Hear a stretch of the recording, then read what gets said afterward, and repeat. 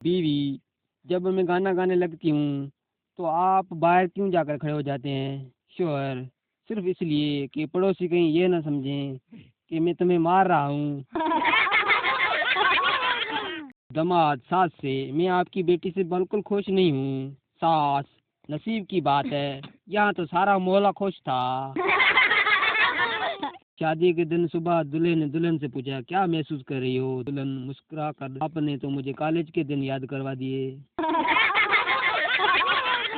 फैसलाबाद में एक औरत के घर गैस का बिल 50,000 आ गया।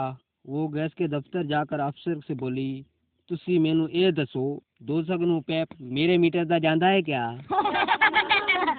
नौकर अपने कंजूस मालिक से, जनाब वो आपको गालियां दे रहा है। मालिक, देने दो भाई, कुछ दे ही रहा है, ले ही तो न रहा है।